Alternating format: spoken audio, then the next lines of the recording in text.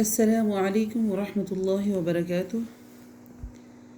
الحمد لله رب العالمين القائل في كتابه الكريم: قد جاءكم من الله نور وكتاب مبين.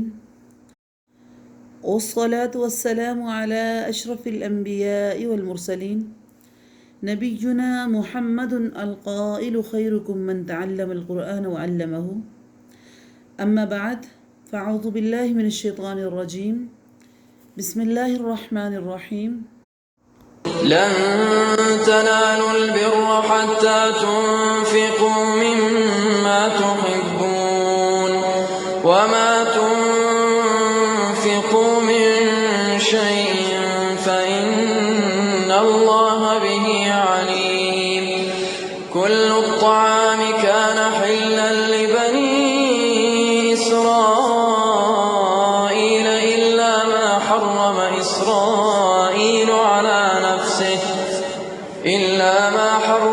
إسرائيل على نفسه من قبل أن تنزل التوراة. قل فأتوا بالتوراة فاتلوها إن كنتم صادقين. فمن افترى على الله الكذب من بعد ذلك فأولئك هم الظالمون. قل صدق الله. فاتبعوا ملة إبراهيم حنيفا وما كان من المشركين. إن أول بيت وضع للناس الذي ببكة مباركا وهدى للعالمين. فيه آيات بينات مقام إبراهيم ومن دخله كان آمنا. ولله على الناس حج البيت من استطاع إليه سبيلا ومن كفر فإن الله غني عن العالمين. قل يا أهل الكتاب لم تكفرون بآيات الله والله شهيد على ما تعملون. قل يا أهل الكتاب لم تصدون عن سبيل الله من آمن تبغونها عوجا وأنتم شهداء وما الله بغافل عما تعملون. يا أيها الذين آمنوا إن تطيعوا فريقا من الذين أوتوا الكتاب يردوكم بعد إيمانكم كافرين. وكيف تكفرون وأنتم تتلى عليكم آيات الله وفيكم رسوله ومن يعتصم بالله فقد هدي إلى صراط مستقيم. जब तक तुम अपनी पसंदीदा चीज़ अल्लाह ताला के रास्ते में ख़र्च नहीं करोगे तो हरगिज़ भलाई नहीं पाओगे, और तुम जो भी खर्च करो उसे अल्लाह ताला जानता है। कुल्लु तआमी कान हिल्लन लिबनी इसराइल। तौरात के नज़ूल से पहले हज़रत याकूब अलैहिस्सलाम ने जिन चीज़ों के अपने ऊपर हराम कर लिया था, उसके सिवा तमाम खाने पीने की चीज़ें बनी इसराइल पर हलाल थी। आप कह दीजिए कि अगर तुम सच्चे हो तो तौरात ले आओ और पढ़ कर सुनाओ। इसके बाद भी जो लोग अल्लाह ताला पर झूठ और बहतान बांधें वही जालिम हैं। बिर से मुराद है नेक अमल या जन्नत है, यानी तुम उस वक़्त तक अमल सालेह तक नहीं पहुंच सकते या जन्नत तक नहीं पहुंच सकते। जैसे कि हदीस में आता है कि जब यह आयत नाज़िल हुई तो हज़रत अबू तलहा अंसारी, जो मदीना में साहिब हैसियत थे, नबी अकरम सल्लल्लाहु अलैहि वसल्लम के पास आए और फरमाए, या रसूलल्लाह, बेरहा में मुझे एक बाग़ है और मुझे वो सबसे ज़्यादा पसंद है। मैं उसे अल्लाह की रज़ा के लिए सदका करता हूँ। आप सल्लल्लाहु अलैहि वसल्लम ने फरमाया, वो तो बहुत मुनाफा बख्श है। میری رائے یہ ہے تم اسے اپنے رشتہ داروں میں تقسیم کر دو۔ چنانچہ آپ صلی اللہ علیہ وسلم کے مشورے سے انہوں نے اسے اقربا اور اپنے چچا زادوں میں تقسیم کر دیا۔ اس کے علاوہ بہت سارے صحابہ نے بھی اپنی پسندیدہ چیزیں اللہ کے راستے پر خرچ کی، کیونکہ نیکی کا لیول یہی ہونا چاہیے۔ اور بعد میں اللہ رب العزت نے دوسری آیت میں ان چیزوں کے بارے میں بات کی ہے کہ بنی اسرائیل کچھ چیزوں کو اپنے اوپر خود ہی حرام کرتے تھے اور خود ہی حلال کر لیتے تھے۔ جب رسول اللہ صلی اللہ علیہ وسلم یہاں مبعوث ہوئے تو یہودی رسول اللہ صلی اللہ علیہ وسلم کے پاس آئے اور آ کے کہنے لگے کہ آپ خود تو کہتے ہیں کہ میں نے دین ابراہیم کا دعوے دار ہوں اور اسی کا پیروکار ہوں، لیکن اس کے برعکس آپ اونٹ کا گوشت کھاتے ہیں جو کہ دین ابراہیم میں حرام تھا۔ اللہ تعالیٰ نے ان آیات میں فرمایا کہ یہود کا یہ دعویٰ غلط ہے۔ حضرت ابراہیم علیہ السلام کے دین میں یہ چیزیں حرام نہیں تھی، البتہ اسرائیل یعنی حضرت یعقوب علیہ السلام نے اپنے اوپر کچھ چیزوں کو حرام کر لیا تھا، اور اس کی وجہ بیماری تھی یا نظر تھی۔ حضرت یعقوب علیہ السلام کا یہ فعل بھی نزول تورات سے پہلے کا ہے، اس لیے تورات تو حضرت ابراہیم علیہ السلام اور حضرت یعقوب علیہ السلام کے بہت بعد نازل ہوئی، پھر تم کس طرح اس طرح کا دعویٰ کر سکتے ہو؟ ہاں، تورات میں بعض چیزیں جو یہودیوں پر اللہ نے حرام کی وہ تمہارے ظلم اور سرکشی کی وجہ سے حرام کی گئی تھی۔ اللہ رب العزت کہتے ہیں ان سے کہو کہ اگر تمہیں یقین نہیں ہے تو تورات لاؤ اور اسے پڑھ کر سناؤ، جس سے یہ بات واضح ہو جائے گی کہ حضرت ابراہیم علیہ السلام کے زمانے میں یہ چیزیں حرام نہیں تھی، بلکہ تم پر بھی جو چیزیں حرام کی گئی تھی اس کی وجہ تمہارا ظلم اور زیادتی تھی، یعنی اس کی حرمت کے طور پر اور بطور سزا اللہ رب العزت نے کچھ چیزیں تمہارے اوپر حرام کی تھیں۔ فَمَنِ افْتَرَىٰ عَلَى اللَّهِ الْكَذِبَ، اس کے بعد بھی جو لوگ اللہ پر جھوٹ باندھیں وہی ظالم ہے۔ قُلْ صَدَقَ اللَّهُ، کہہ دیجئے اللہ تعالیٰ سچا ہے، تم سب ابراہیم حنیف کے دین کی پیروی کرو اور ابراہیم مشرک نہ تھے۔ ان اول بیت وضع للناس، اللہ تعالیٰ کا پہلا گھر جو اللہ تعالیٰ نے لوگوں کے لیے مقرر کیا ہے وہ مکہ شریف ہے، جو تمام دنیا کے لیے برکت اور ہدایت ہے۔ فیہ آیات بینات، جس میں کھلی نشانیاں ہیں، مقام ابراہیم ہے، اس میں جو آ جائے امن والا ہو جاتا ہے۔ اللہ تعالیٰ نے ان لوگوں پر جو اس کی طرف راہ پا سکتے ہیں اس گھر کا حج فرض کر دیا ہے، اور جو کوئی کفر کرے تو اللہ تعالیٰ تمام دنیا سے بے پرواہ ہے۔ یہ آیات اللہ رب العزت نے یہودیوں کی دوسرے اعتراض کے جواب میں کہی۔ وہ کہتے تھے کہ بیت المقدس سب سے پہلے عبادت خانہ ہے، اور محمد رسول اللہ اور ان کے ساتھیوں نے اپنا قبلہ خود بدل لیا ہے، اور کیوں بدل لیا ہے؟ اس کے جواب میں کہا گیا کہ تمہارا یہ دعویٰ غلط ہے، پہلا گھر جو اللہ تعالیٰ کی عبادت کے لیے تعمیر کیا گیا وہ مکہ میں ہی ہے، اور اس میں اللہ تعالیٰ کے گھر میں قتال، خون ریزی، شکار، حتیٰ کہ درخت تک کاٹنا منع ہے۔ اللہ کی آیت میں فرما رہے ہیں قُلْ يَا أَهْلَ الْكِتَابِ لِمَ تَكْفُرُونَ بِآيَاتِ اللَّهِ، اے محمد آپ ان سے کہہ دیجئے اے اہل کتاب تم اللہ کی آیتوں کے ساتھ کفر کیوں کرتے ہو؟ جو کچھ تم کرتے ہو اللہ تعالیٰ اس پر گواہ ہے۔ قُلْ يَا أَهْلَ الْكِتَابِ لِمَ تَصُدُّونَ عَنْ سَبِيلِ اللَّهِ، اہل کتاب تم اللہ تعالیٰ کے راہ سے لوگوں کو کیوں روکتے ہو اور اس میں عیب کیوں ڈھونڈتے ہو، حالانکہ تم اس کے گواہ ہو۔ اللہ تعالیٰ تمہارے تمام اعمال سے بے خبر نہیں ہے۔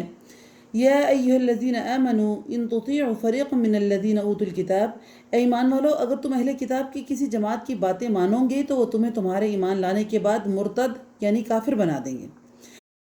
وَكَيْفَ تَكْفُرُونَ وَأَنْتُمْ تُتْلَى عَلَيْكُمْ آيَاتُ اللَّهِ وَفِيكُمْ رَسُولُهُ، اور تم اللہ کے ساتھ کیسے کفر کر سکتے ہو اس کے باوجود کہ تم پر اللہ کی آیتیں پڑھی جاتی ہیں اور تم میں اللہ کے رسول محمد رسول اللہ صلی اللہ علیہ وسلم موجود ہیں۔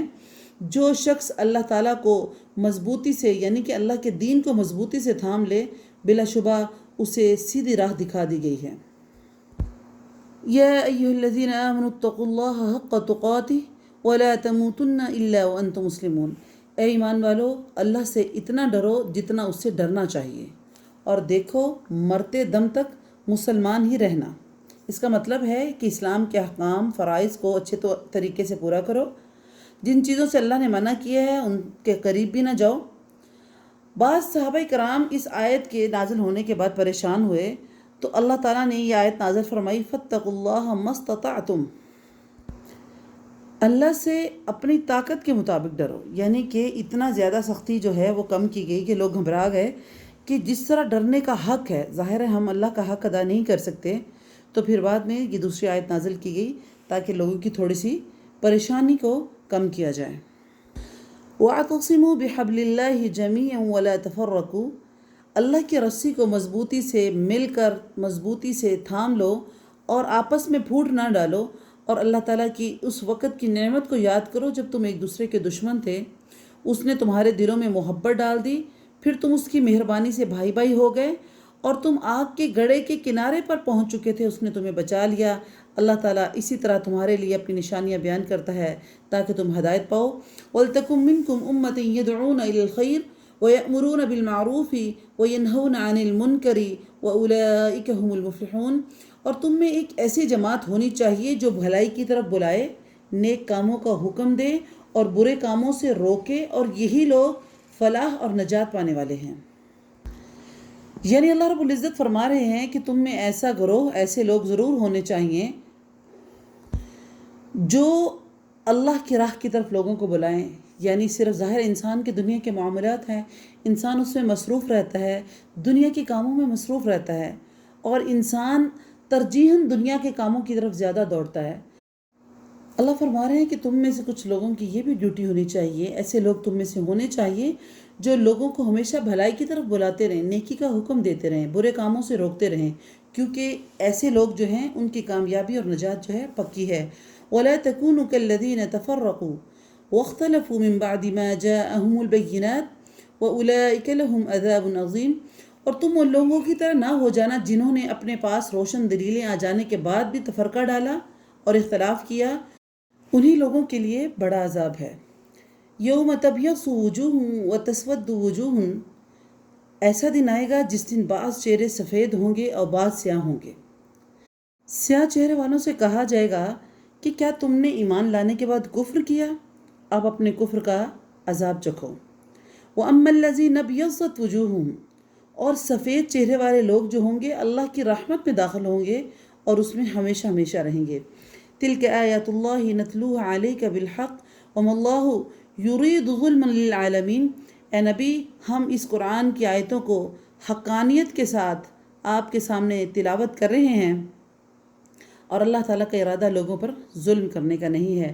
وَلِلَّهِ مَا فِي السَّمَاوَاتِ وَمَا فِي الْأَرْضِ، اللہ ہی کے لیے ہے جو کچھ آسمانوں میں ہے اور جو کچھ زمینوں میں ہے۔ وَإِلَى اللَّهِ تُرْجَعُ الْأُمُورُ، اور اللہ ہی کی طرف تمام کام لوٹائے جاتے ہیں۔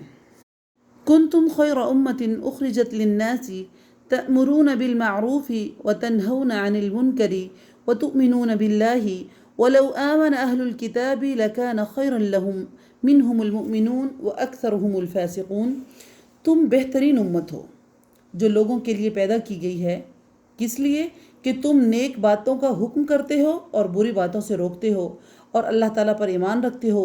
اگر اہل کتاب بھی ایمان لاتے تو ان کے لیے بہتر تھا، ان میں ایمان والے بھی ہیں لیکن اکثر ان کے فاسق ہیں۔ لَن يَضُرُّوكُمْ إِلَّا أَذًى، یہ تمہیں ستانے کے سوا اور زیادہ کچھ ضرر نہیں پہنچا سکتے۔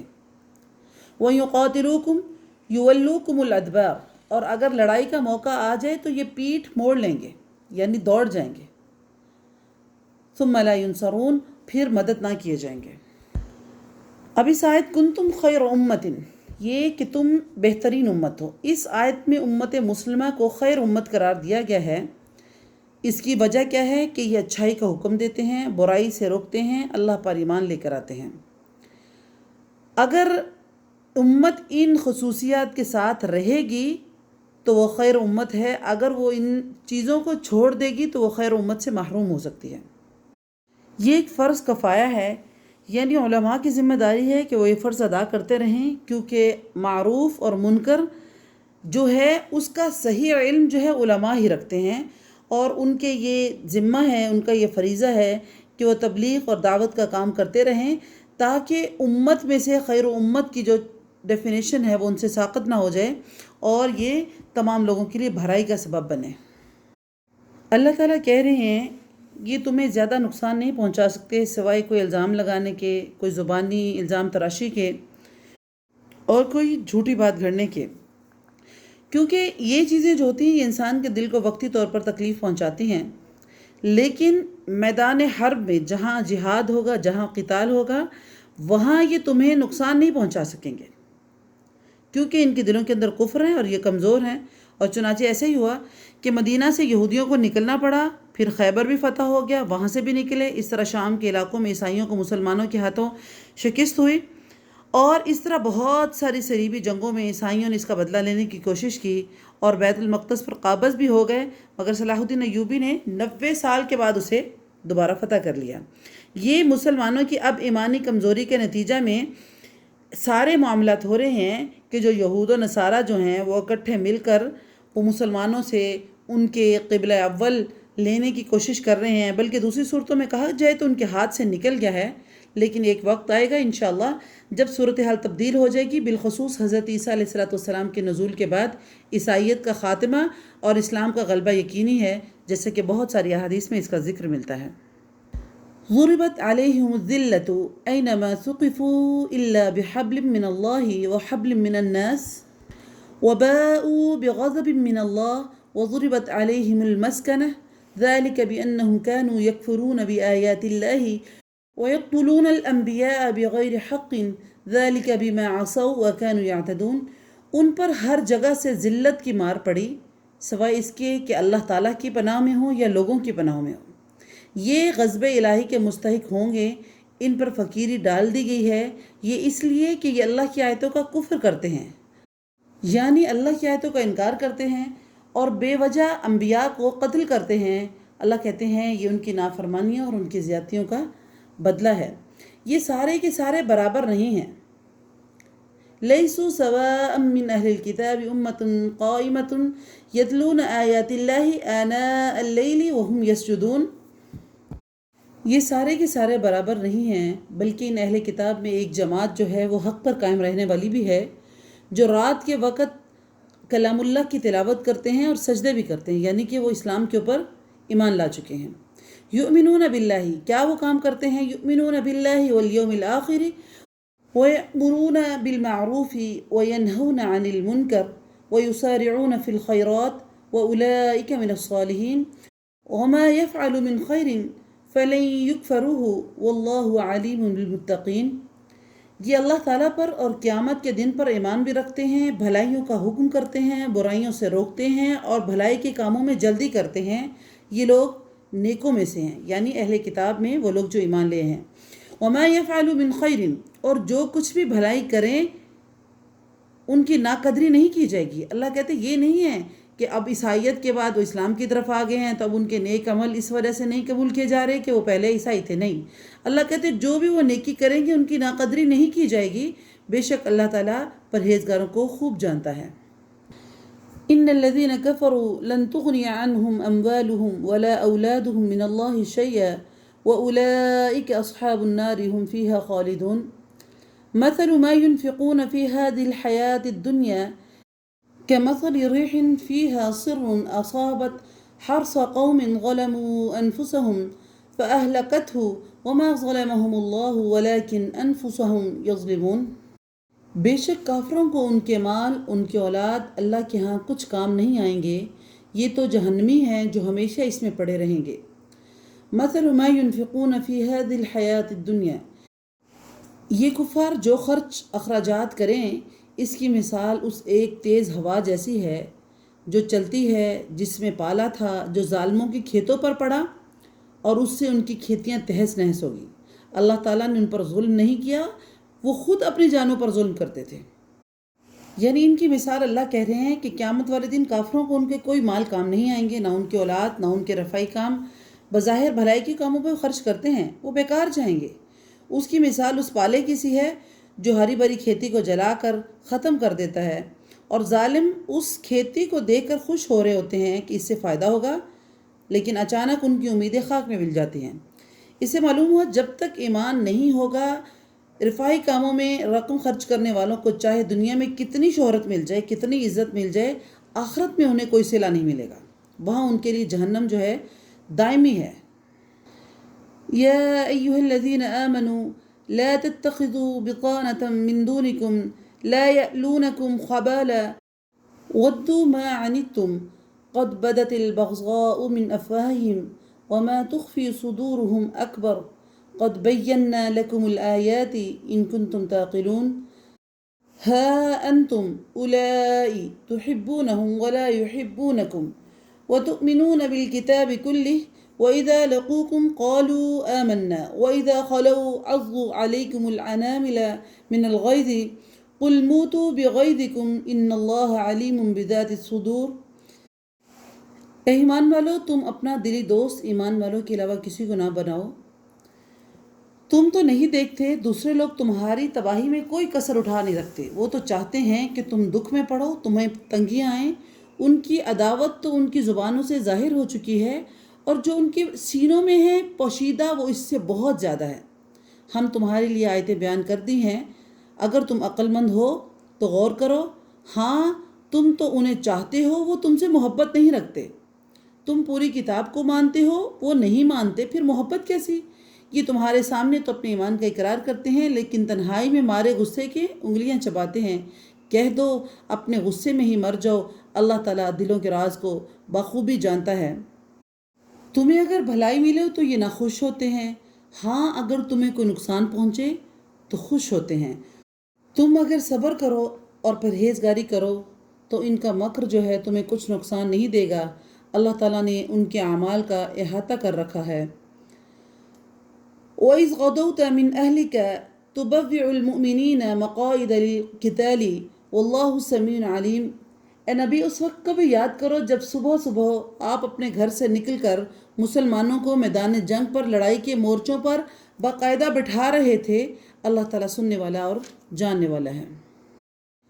یہ جنگ احد کا واقعہ ہے جو 3 ہجری شوال میں پیش آیا۔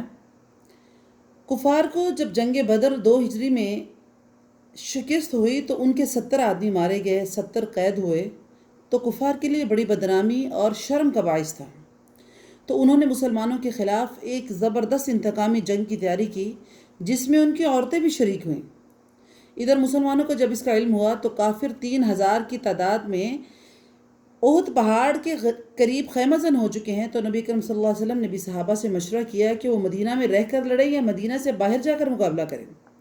بعض صحابہ نے کہا کہ مدینہ کے اندر رہ کر ہی ہم مقابلہ کرتے ہیں، اور رئیس المنافقین عبداللہ بن ابی نے بھی اسی رائے کا اظہار کیا۔ لیکن بعض پرجوش صحابہ جنہیں جنگ بدر میں حصہ لینے کی سعادت حاصل نہیں ہوئی تھی، وہ مدینہ سے باہر جا کر لڑنے کی حمایت میں تھے۔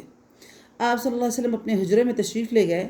جب آپ صلی اللہ علیہ وسلم ہتھیار پہن کر آئے تو دوسری رائے والوں کو ندامت ہوئی کہ شاید ہم نے رسول اللہ علیہ وسلم کو آپ کی خواہش کے برعکس باہر نکلنے پر مجبور کیا ہے، یہ ٹھیک نہیں ہے۔ تو چنانچہ انہوں نے کہا، یا رسول اللہ، اگر آپ اندر رہ کر مقابلہ کرنا پسند کرتے ہیں تو اندر رہیں۔ آپ نے فرمایا، لباس حرب پہن لینے کے بعد کسی نبی کے لائق نہیں ہے کہ وہ اللہ کے فیصلے کے بغیر واپس ہو یا لباس اتارے۔ چنانچہ مسلمان 1000 کی تعداد میں روانہ ہو گئے، مگر صبح تک جب مقام شہود پر پہنچے تو عبداللہ بن ابی منافق اپنے 300 ساتھیوں سمیت یہ کہہ کر واپس آ گیا کہ اس کی رائے نہیں مانی گئی کہ مدینہ میں رہ کر لڑا جائے، تو اس لیے وہ واپس جا رہا ہے، اس لیے مجھے اپنی جان کو دینے کا کیا فائدہ۔ اس فیصلے سے بعض مسلمان متاثر ہوئے اور انہوں نے کہا کہ یہ کیا ہے، یہ تو ہمارے لیے کمزوری کا باعث بنے گا، اور انہوں نے بھی کمزوری کا مظاہرہ کیا۔ تو اللہ رب العزت ان چیزوں کو یہاں پر ذکر کر رہے ہیں۔ اِذْ هَمَّتْ طَائِفَتَانِ مِنْكُمْ أَن تَفْشَلَا وَاللَّهُ وَلِيُّهُمَا وَعَلَى اللَّهِ فَلْيَتَوَكَّلِ الْمُؤْمِنُونَ وَلَقَدْ نَصَرَكُمُ اللَّهُ بِبَدْرٍ وَأَنْتُمْ أَذِلَّةٌ فَاتَّقُوا اللَّهَ لَعَلَّكُمْ تَشْكُرُونَ إِذْ تَقُولُ لِلْمُؤْمِنِينَ أَلَنْ يَكْفِيَكُمْ أَنْ يُمِدَّكُمْ رَبُّكُمْ ب3,000 مِنَ الْمَلَائِكَةِ مُنْزَلِينَ بَلَىٰ إِن تَصْبِرُوا وَتَتَّقُوا وَيَأْتُوكُم مِّن فَوْرِهِمْ هَٰذَا يُمْدِدْكُمْ رَبُّكُم ب5,000 مِّنَ الْمَلَائِكَةِ مُصَوِّمِينَ وَمَا جَعَلَهُ اللَّهُ إِلَّا بُشْرَىٰ لَكُمْ وَلِتَطْمَئِنَّ قُلُوبُكُم بِهِ وَمَا النَّصْرُ إِلَّا مِنْ عِندِ اللَّهِ الْعَزِيزِ الْحَكِيمِ۔ اب اللہ رب العزت ان واقعات کا ذکر کر رہے ہیں کہ جب تمہاری 2 جماعتیں پست ہمتی کا ارادہ کر چکی تھیں تو اللہ تعالیٰ ان کا ولی اور مددگار بنا، جیسے کہ میں نے بتایا کہ ایک تو عبداللہ بن ابی منافق واپس چلا گیا، اور دوسری مسلمانوں کی جماعت جو تھی ان کو دیکھ کر پریشان اور کمزور ہو گئی کہ یہ اب کیسے ہم جنگ لڑیں گے۔ تو اللہ تعالیٰ فرما رہے ہیں جب تمہاری 2 جماعتیں پست ہمتی کا ارادہ کر چکی تھیں، اللہ تعالیٰ ان کا ولی اور مددگار ہیں، اور اسی کی پاک ذات پر مومنوں کو بھروسہ رکھنا چاہیے۔ کیسے؟ پھر اللہ رب العزت پچھلی چیزوں کا ذکر کر رہے ہیں کہ اللہ نے تمہاری جنگ بدر میں بھی عین اس وقت مدد فرمائی تھی جب تمہاری حالت نہایت گری ہوئی تھی۔ اس لیے اللہ سے ڈرو تاکہ تمہیں شکر گزاری کی توفیق ہو، اور یہ شکر گزاری باعث نصرت و امداد ہو۔ جب آپ صلی اللہ علیہ وسلم مومنوں کو تسلی دے رہے تھے، کیا آسمان سے 3000 فرشتے اتار کر اللہ تعالیٰ کا تمہاری مدد کرنا تمہیں کافی نہ ہوگا؟ کیوں نہیں، بلکہ اگر تم صبر کرو، پرہیزگاری کرو، تو یہ لوگ اسی دم تمہارے پاس آ جائیں تو تمہارا رب تمہاری امداد 5000 فرشتوں سے کرے گا۔ اور وہ 5000 فرشتے کون سے ہوں گے؟ نشاندار ہوں گے، یعنی پہچان ان کے لیے مخصوص ایک علامت ہوگی کہ یہی لوگ ہیں جو اللہ تعالیٰ کی طرف سے مدد کے لیے آسمان سے اترے ہیں۔ اور یہ تو محض تمہارے دل کی خوشی اور اطمینان قلب کے لیے ہے، ورنہ مدد تو اللہ تعالیٰ کی طرف سے ہی ہے جو غالب ہے اور حکمتوں والا ہے۔ لِيَقْطَعَ طَرْفًا مِّنَ الَّذِينَ كَفَرُوا أَوْ يَكْبِتَهُمْ فَيَنْقَلِبُوا خَائِبِينَ لَيْسَ لَكَ مِنَ الْأَمْرِ شَيْءٌ أَوْ يَتُوبُ عَلَيْهِمْ أَوْ يُعَذِّبُهُمْ فَإِنَّهُمْ ظَالِمُونَ وَلِلَّهِ مَا فِي السَّمَاوَاتِ وَمَا فِي الْأَرْضِ يَغْفِرُ لِمَن يَشَاءُ وَيُعَذِّبُ مَن يَشَاءُ وَاللَّهُ غَفُورٌ رَحِيمٌ۔ اس امداد الہی کا مقصد یہ تھا کہ اللہ تعالیٰ کافروں کی ایک جماعت کو کاٹ دے یا انہیں ذلیل کر دے اور وہ نامراد ہو کر واپس چلے جائیں۔ لیس علیک من الامر شیء، اے پیغمبر آپ کے اختیار میں کچھ نہیں ہے، اللہ تعالیٰ چاہے تو ان کی توبہ قبول کرے یا عذاب دے کیونکہ وہ تو ظالم ہے۔ وَلِلَّهِ مَا فِي السَّمَاوَاتِ وَمَا فِي الْأَرْضِ، اللہ ہی کے لیے ہے، آسمانوں اور زمینوں میں جو کچھ ہے سب کی بادشاہی اللہ ہی کے لیے ہے، وہ جسے چاہے بخش دیتا ہے، جسے چاہے عذاب کرے، اللہ بخشنے والا مہربان ہے۔ یعنی ان کافروں کو ہدایت دینا اور ان کے معاملے میں کسی بھی قسم کا فیصلہ کرنا، یہ سب اختیار اللہ کے ہاتھ میں ہے۔ اللہ چاہے تو وہ توبہ قبول کرے، چاہے تو اللہ ان کو عذاب کرے، کیونکہ رسول اللہ صلی اللہ علیہ وسلم کے جب جنگ احد میں آپ صلی اللہ علیہ وسلم کے دان مبارک شہید ہو گئے اور چہرہ بھی زخمی ہوا، تو آپ صلی اللہ علیہ وآلہ وسلم نے فرمایا وہ قوم کس طرح فلاح یاب ہوگی جس نے اپنے نبی کو زخمی کر دیا۔ گویا آپ صلی اللہ علیہ وسلم ان کی ہدایت سے نا امید ہو گئے اور نا امید نظر آئے، جس پر اللہ رب العزت نے یہ آیت اتاری۔ اور اسی طرح بعض روایت میں ہے کہ آپ صلی اللہ علیہ وسلم نے بعض کفار کے لیے قنوت نازلہ کا اہتمام کیا، جس میں ان کے لیے بد دعا فرمائی، جس پر اللہ رب العزت نے یہ آیت نازل فرمائی، چنانچہ آپ صلی اللہ علیہ وسلم نے بد دعا کا سلسلہ بند کر دیا۔ اس آیت سے ان لوگوں کو عبرت پکڑنی چاہیے جو نبی کرم صلی اللہ علیہ وسلم کو مختار کل قرار دیتے ہیں کہ آپ صلی اللہ علیہ وسلم کو تو اتنا بھی اختیار نہیں تھا کہ کسی کو ہدایت پر لگا دے، حالانکہ آپ صلی اللہ علیہ وسلم اسی رستے کی طرف بلانے کے لیے دنیا میں مبعوث کیے گئے تھے۔